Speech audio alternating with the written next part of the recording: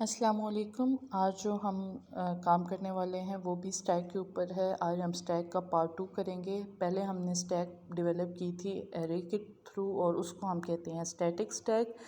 आज जो है हम स्टैक डेवलप करेंगे बाय यूजिंग लिंक लिस्ट और इसको हम कहते हैं डायनेमिक स्टैक। इसको डायनेमिक और उसको स्टैटिक क्यों कहते हैं? क्योंकि स्टार्ट में हम उसका साइज़ फ़िक्स बता देते हैं, क्योंकि एरे का साइज़ हमें फ़िक्स करना होता है और इसमें जो है हम जैसे जैसे डाटा डालते जाते हैं ऐसे ऐसे जो है इसका साइज़ इंक्रीज़ होता जाता है। इसलिए इसको डायनेमिक यानी रन टाइम पे स्टैक का साइज़ डिसाइड होता है और उसमें पहले से फ़िक्स होता है। सबसे पहले हम हेडर फाइल को इंक्लूड करेंगे। stdoh को हमने प्री प्रोसेसर डायरेक्टिव के थ्रू जो है वो इंक्लूड किया और उसके बाद stdlib एक हेडर फाइल एक्स्ट्रा हमने ऐड किया यहाँ पे। यह भी एक हेडर फाइल है जिसके अंदर मुख्तलिफ़ किस्म के यूटिलिटी फंक्शंस डिक्लेयर्ड होते हैं, जैसे कि मेमोरी एलोकेट करने वाले सारे फंक्शंस, कन्वर्जन वाले सारे फंक्शंस जो हैं बिल्ट इन, वो सारे के सारे इस हेडर फाइल के अंदर मौजूद होते हैं। उसके बाद हमने मेन फंक्शन जो है वो डिज़ाइन किया और ये जनरल सिंटेक्स हमारा पूरा हो गया। उसके बाद स्टैक पे कौन कौन से फंक्शंस परफॉर्म होते हैं। एक स्टैक में एलिमेंट कैसे उसमें डाल रखना है स्टैक के अंदर, और देन उसमें से डाटा रिमूव कैसे करने हैं। और तीसरा जो है वो फंक्शन होता है कि उसके अंदर कितने एलिमेंट्स मौजूद हैं। तो हम बेसिकली 3 फंक्शंस बनाने लगे हैं। एक पुश का फंक्शन है। पुश का फंक्शन हम उस वक्त यूज़ करेंगे जब हमने डाटा एलिमेंट जो है वो स्टोर करना होगा स्टैक में। पॉप जो है वो जब हमने डाटा रिमूव करना होगा। और शो जो है वो सारे के सारे एलिमेंट्स जो स्टैक के अंदर मौजूद हैं उन सारे एलिमेंट्स को शो करने के लिए हम शो का फंक्शन इस्तेमाल करेंगे। अब आपको पता है लिंक लिस्ट में जो है वो नोड्स में काम होता है, तो हम जो है नोड क्रिएट करने के लिए स्ट्रक्चर बनाएंगे और नोड के 2 पार्ट होते हैं। एक में डाटा मौजूद होता है और दूसरे में जो है वो एड्रेस होता है नेक्स्ट नोड का। तो सबसे पहले हमने एक ए टाइप का वेरिएबल डिक्लेयर किया, इन टाइप का, और उसके बाद हमने नेक्स्ट पॉइंटर डिक्लेयर किया जिसकी डाटा टाइप जो होगी वो नोड ही होगी। और शुरू में हमें जो है वो हेड चाहिए होता है जो कि स्टार्ट पॉइंट होता है, तो वो भी उसकी भी डाटा टाइप जो होगी वो नोड ही होगी। तो ये बेसिकली हेड ये जो स्ट्रक्ट नोड हेड है ये किस तरह से काम करता है। ये इस तरह से काम करता है बैक एंड पे। जैसे ही आप ये लाइन लिखेंगे तो एक मेमोरी में एक हेड नाम से मेमोरी एलोकेट होगी और ये अभी किसी चीज़ को पॉइंट नहीं कर रही, इसलिए मैंने इसमें ये रेड लाइन ड्रॉ की है। तो ये अभी नल पॉइंटर है। उसके बाद हम जो है वो अब मेन फंक्शन में आते हैं और मेन जो हमारा लेआउट है उसको डिज़ाइन करते हैं। इसमें सबसे पहले हम ओपी नाम का एक वेरिएबल बनाते हैं जिसकी डाटा टाइप इंट है। उसके बाद इनफाइनाइट लूप लगाया वाइल 1 और इसके अंदर जो है वो हम एक मेन्यू प्रिंट कराने लगे हैं और मेन्यू में हम ये लिखेंगे कि ऑपरेशंस ऑन स्टैक्स जो है वो मतलब ये जो रीडेबिलिटी को इंक्रीज़ करने के लिए। तो हम ऐसे करेंगे कि ये जो मेन्यू है ना ये हमें दरमियान में शो हो, तो इसके लिए हम \t को इस्तेमाल करेंगे। तो पहले \n जो है वो इस्तेमाल होता है न्यू लाइन के लिए एस्केप सीक्वेंस, और \t जो है वो हमारा किस लिए इस्तेमाल होता है, एज अ टैब इस्तेमाल होता है। इस तरह से हम अपने प्रिंट एफ वाली स्टेटमेंट्स लिख लेते हैं। Print F press 1 for add element और 2 फॉर जो है वो रिमूव एलिमेंट और 3 जो है वो शो एलिमेंट। 1 बाय 1 हम सारी लाइंस लिख लेंगे।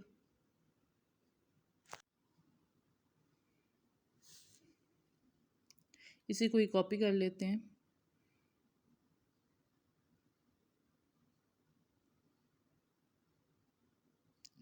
वन को इंटरचेंज करेंगे 2 के साथ और ऐड की जगह रिमूव आ जाएगा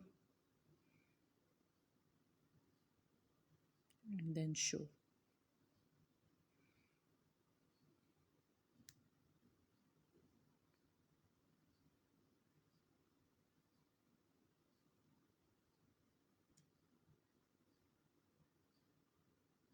अब प्रिंट एफ में यूज़र से हम पूछेंगे कि इंटर योर चॉइस, यानी कि ये जो हमने आपको ऑप्शंस दिए इनमें से कोई भी आप ऑप्शन चूज़ करें।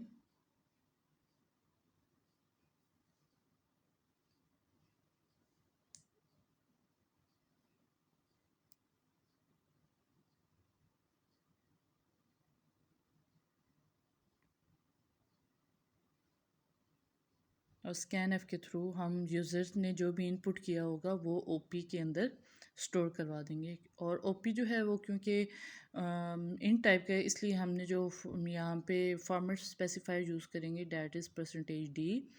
और ओपी के अंदर हमने डाटा ले लिया। अब हम स्विच स्टेटमेंट लगाएंगे।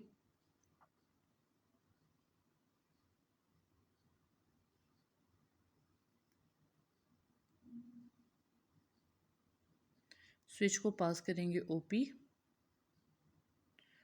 और हम केस बना लेंगे। थोड़ा सा ऊपर कर लेते हैं ताकि सही नज़र आए।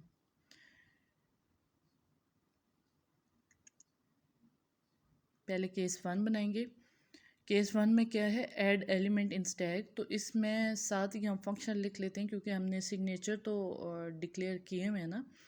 तो हमने ऐड एलिमेंट के लिए कौन सा फंक्शन बनाया था, पुश का। तो केस 1 में जो है वो हम पुश वाले फंक्शन को कॉल करेंगे। और ब्रेक जो है वो ऑप्शनल है, आप ना लगाएं तब भी कोई फ़र्क नहीं पड़ता। जस्ट एग्जीक्यूशन टाइम में फ़र्क पड़ता है। लेट्स सपोज कि अगर यूज़र शुरू में ही 1 प्रेस कर लेता है, यानी कि उसने डाटा ऐड करना है, तो अगर आपने ब्रेक स्टेटमेंट नहीं लगाई तो वो फिर भी बाकी सारे केसेस के साथ मैच करेगा। और अगर आपने ब्रेक लगाई है तो उसको क्योंकि शुरू में ही मैच हो गया तो वो टर्मिनेट कर जाएगा, यानी स्विच की बॉडी से वो बाहर निकल आएगा। ये 3 फंक्शंस तो हमने कर लिए। उसके बाद एक और फंक्शन भी हमें चाहिए होगा क्योंकि एग्ज़िट का हमने ऑप्शन नहीं दिया। तो केस 4 भी हम बनाते हैं। सबसे पहले हम डिफ़ॉल्ट लिख लेते हैं। डिफ़ॉल्ट में कि अगर यूज़र उनमें से कोई भी ऑप्शन चूज़ नहीं करता जो कि हमने गिवन दिया हुआ है, तो इधर एक मीनिंगफुल मैसेज उसको शो होना चाहिए कि आपने जो एंट्री किया है डाटा, वो जो ऑप्शन आपने दिया है डैट इज़ इनवैलिड इनपुट। और यहाँ पे हम केस 4 भी बना लेते हैं। \t 4.exit, यानी कि 4 प्रेस करेंगे तो एग्ज़िट होगा। और यहाँ पे हम केस 4 बना लेते हैं।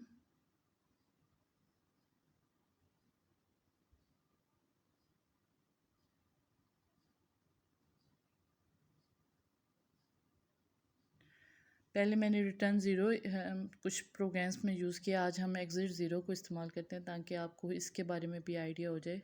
इन दोनों में से आप कोई भी चूज़ कर सकते हैं। और ब्रेक, ये हमारा मेन जो लेआउट है वो हो गया। अब हम पुश, पॉप और शो वाले फंक्शंस को जो है वो डिफ़ाइन करते हैं। तो सबसे पहले पुश को करते हैं। सबसे पहले कमेंट करते हैं कि हम जो है वो फंक्शन डेफिनेशन करने लगे।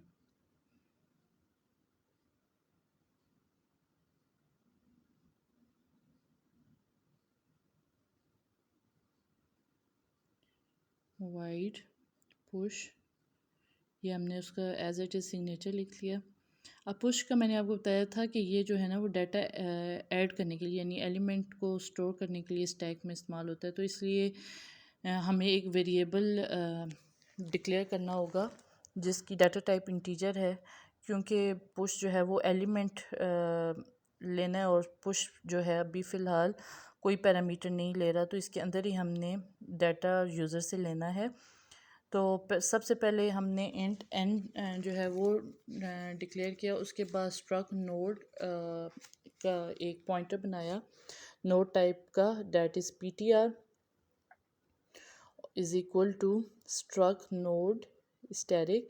ये जो स्ट्रक नोड स्टैटिक है that is the cast type, यानी कि ये किस डाटा टाइप का होगा। उसके बाद मॉल लॉक, ये बेसिकली फंक्शन है जो कि basically allocates a block of memory dynamically, और ये जो है std_lib के अंदर जो है वो डिफ़ाइन होता है। उसके बाद साइज़ ऑफ स्ट्रक नोड, ये जो सारी लाइन है ये बेसिकली न्यू नोड के लिए मेमोरी एलोकेट कर रही है जिसकी डाटा टाइप जो है वो स्ट्रक नोड है। Assign it to the variable new node and allocate memory by using mall log.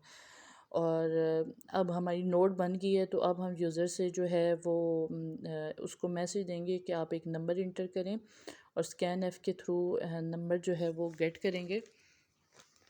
किसके अंदर गेट करेंगे? एन के अंदर। अब हम चेक करेंगे कि if head is equal to null, अगर हेड नल है तो पी टी आर ए को जो है वो एन दे दें।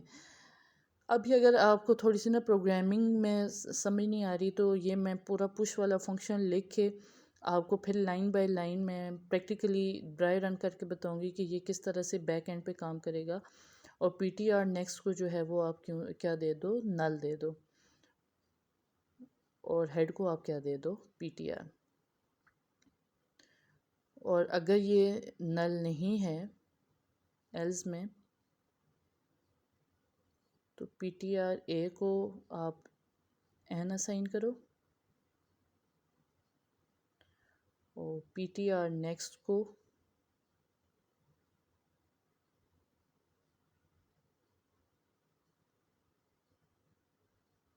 हेड और हेड को पी टी आर।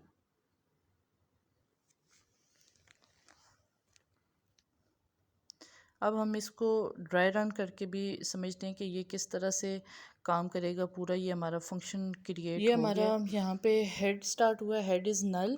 और अभी शुरू में क्या है? हेड नल है। ये हमारा फंक्शन है, इसमें सबसे पहले ए जो है वो पीटीआर के नाम से, उसके अंदर एन और नेक्स्ट होगा। उसके बाद यूज़र को एक मैसेज शो होगा, इंटर अ वैल्यू, जहाँ पे यूज़र जो है वो वैल्यू इंटर करेगा। लेट्स सपोज यूज़र जो है यहाँ पे वैल्यू इंटर करता है 5। वो 5 जो है वो ए के अंदर आ गया।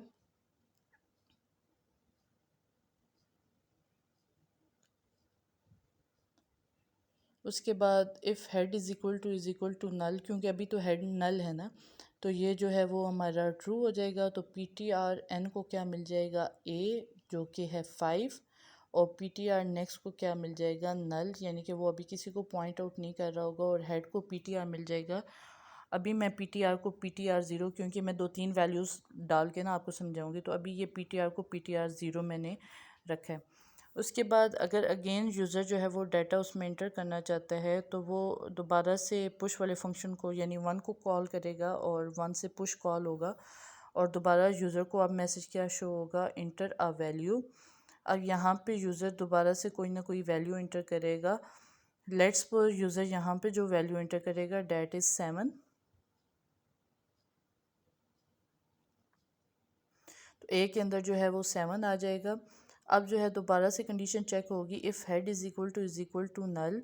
तो अब हेड जो है वो नल नहीं है, तो कंडीशन क्या होगी? फॉल्स होगी। और जो है कंट्रोल एल्स में आ जाएगा। अब पी टी आर एन को ए मिल जाएगा डैट इज़ 7। और पी टी आर नेक्स्ट को हेड, तो हेड के अंदर क्या था? पी टी आर ज़ीरो, वो इसको मिल जाएगा। और हेड को पी टी आर यानी पी टी आर 1 मैंने अब इसको दे दिया, क्योंकि नेक्स्ट स्टेज है।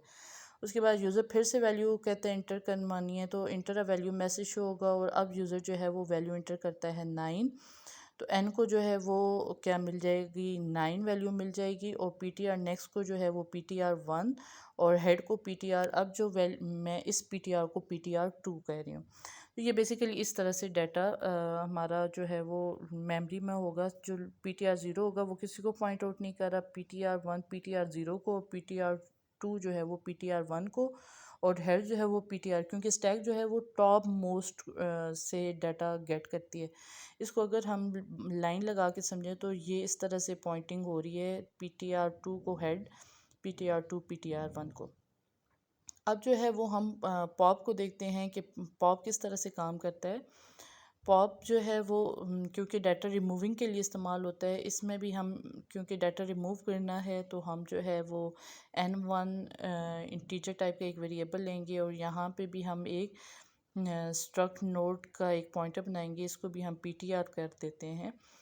और if head is equal to null, तो फिर जाहिर बात है उसमें कोई डाटा ही नहीं है, तो हमने उसको क्या पॉप कराना, तो यूज़र को मैसेज शो कराएंगे कि स्टैक जो है वो क्या है? एम्प्टी है। Stack is empty \n।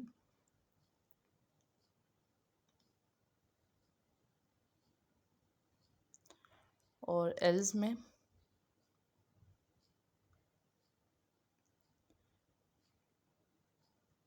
N1 को क्या मिल जाएगा, PTR A की वैल्यू, यानी कि A की वैल्यू, और सॉरी हेड की A की वैल्यू, और PTR को हम दे देंगे हेड, और हेड को हम दे देंगे हेड का नेक्स्ट। ये भी अगर आपको समझ नहीं आ रही तो अभी मैं इसको भी प्रैक्टिकल आपको समझाऊंगी, तो आपको इंशाल्लाह वो भी ज़रूर समझ आएगी। और PTR को फ्री कर देंगे। ये फ्री का जो फंक्शन है बेसिकली डी एलोकेट करेगा मेमोरी को, यानी कि फ्री कर देगा, मेमोरी वेस्टेज ख़त्म हो जाएगी। और यहाँ पे हमने जो डाटा गेट किया है N1 में, वो हम यहाँ पे शो करेंगे कि पॉप वैल्यू जो थी वो क्या थी।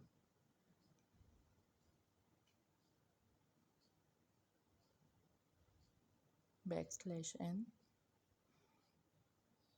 सेमीकोलन और प्रिंट एफ %d \n।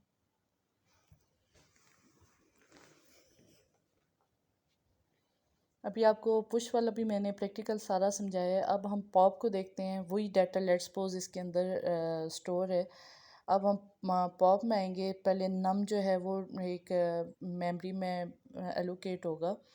उसके बाद एक नोड क्रिएट होगी PTR, और उसको भी दो वही चीज़ें मिलेंगी N और next. If head is equal to null, तो नल नहीं है इसके अंदर, PTR 2 है तो वो एल्स में चला जाएगा। यहाँ पे नम हेड इज़ हेड A, तो हेड जो है वो PTR 2 को क्योंकि कह रहा है, तो यहाँ पे वो 9 को शो कराएगा। और PTR को हेड मिल गया, और हेड को जो है वो हेड का नेक्स्ट यानी PTR 1 मिल गया। अब हेड जो है वो PTR 1 को पॉइंट आउट कर रहा है, और फ्री PTR यानी कि वो PTR के अंदर जो हेड मौजूद था उसको फ्री कर देगा, और अब हेड PTR 1 को पॉइंट आउट कर रहा है, और फ्री PTR 2 को ख़त्म कर देगा, और पॉप वैल्यू जो है वो हमारे सामने आ जाएगी 9। That's it. होप सो कि आपको इनकी जो है वो समझ आ गई होगी। अब जो है वो हम शो की तरफ चलते हैं।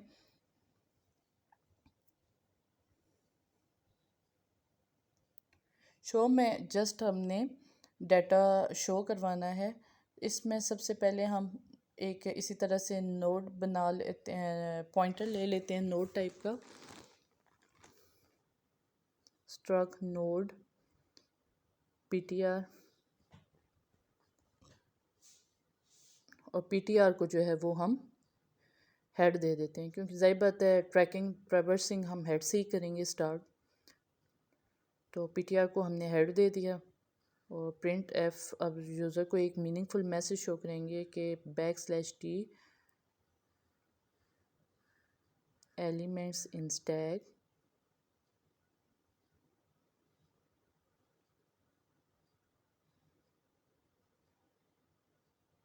\n semicolon. अब यहाँ पे हम लूप लगाएंगे, वाइल लूप लगा रही हूँ यहाँ पे।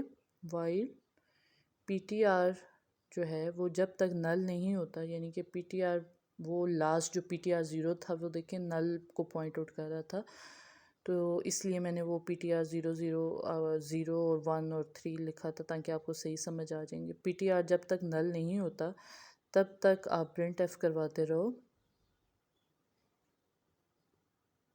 वैल्यूज़ को, यानी डाटा को। PTR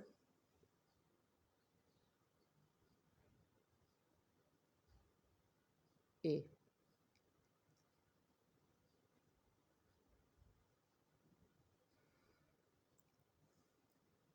और PTR को PTR का नेक्स्ट दे दें।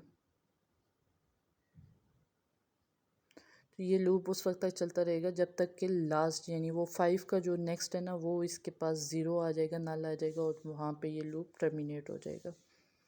अब हम इस प्रोग्राम को रन करते हैं।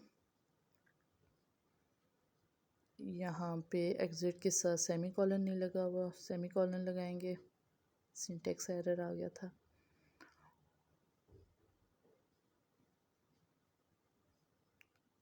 पॉप के साथ पैरेंथेसिस नहीं लगी हुई थी, ये हमने पैरेंथेसिस लगा दी।